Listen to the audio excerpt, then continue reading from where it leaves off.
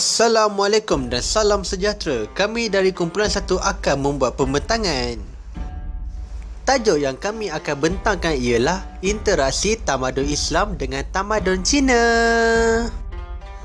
Interaksi berlaku sama ada menerusi jalan peperangan atau keamanan dan belajar serta memindahkan ilmu pengetahuan bahasa dan kebudayaan, dan merupakan satu proses sosial melibatkan dua atau lebih individu dan kelompok yang melibatkan tindakan saling membalas tindak laku.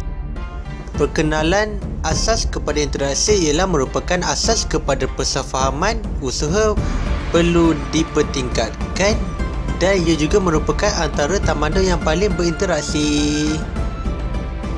Masyarakat Islam di sana dikenali sebagai Hui dan majoriti penduduknya ialah di dua buah wilayah iaitu Xinjiang Uyghur, Ningxia, dan dua buah wilayah lain iaitu wilayah Gansu.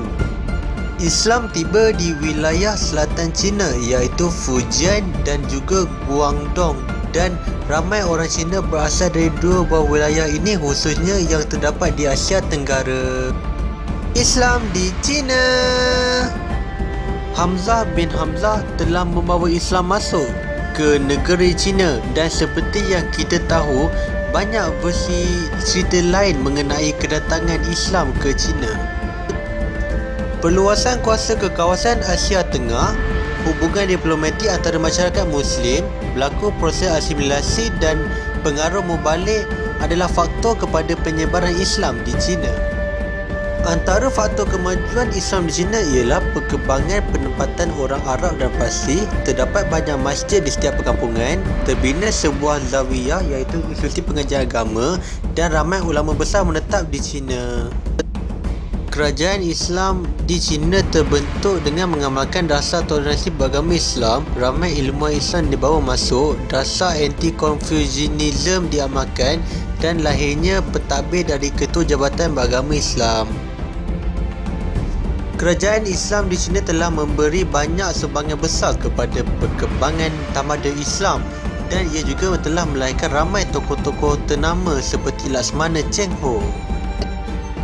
Islam di China dari segi pendidikan. Pada zaman dinasti Yuan, ini adalah nama-nama yang telah tercipta dengan interaksi tamadun Cina dan tamadun Islam. Ada juga segelintir masyarakat Islam menukarkan nama Chu kepada He kerana Chu bermaksud khinzir pada zaman itu. Kesusasteraan. Masyarakat Islam di China juga berkreatif di dalam bidang penulisan, sehingga lahirnya tokoh-tokoh yang terkenal iaitu Li Yinxin, Li Xuan dan Li Xuan. Mei Fei pula merupakan seorang penyair, dan antara kaligrafinya yang terkenal ialah berbentuk bulat pada penghujung tulisannya. Apabila kita memfikirkan kesejanaan Islam pada zaman silam, nama-nama besar yang akan terlintas di fikiran kita bagi pusat-pusat pengajian Islam adalah seperti Kairah, Damsyik, Baghdad, Najaf, Delhi dan lain-lain. Han ialah gelaran diri bahasa Cina yang digunakan oleh orang Cina, dan kitab berasal dari bahasa Arab dan ia bermaksud kitab Allah.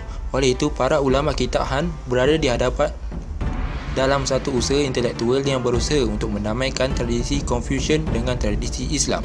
Kebanyakan orang Islam di China banyak menghabiskan masa untuk mengkaji teks-teks klasik Confucian, dan kitab Han timbul sebagai tindak balas kepada krisis di dalam ulama Cina.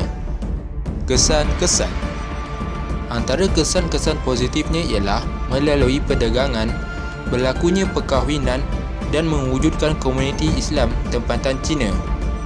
Antara kesan negatifnya ialah pada tahun 751 Masihi, tentera Islam di bawah pimpinan Ziyad telah mengalahkan angkatan perang Cina, dan pada abad ke-8 Masihi, penduduk Han di tenggara negara Cina bermusuh dengan orang Islam kerana iri hati dan mencetuskan rasa tidak puas hati. Dari segi ekonomi, dagang Islamiah berhijrah telah menguasai perniagaan import dan ekspor, dan jawatan ketua pengarah telah dipegang oleh penganut Islam pada dinasti Song. Pedagang Islam dianggap sebagai adil, mematuhi undang dan mempunyai disiplin. Penganut Islam juga dapat berintegrasi dengan masyarakat sepenuhnya. Sosial tamadun Cina dan tamadun Islam. Zaman Shah, kurun ke-21 sebelum Masihi hingga 160 Created using Powtoon.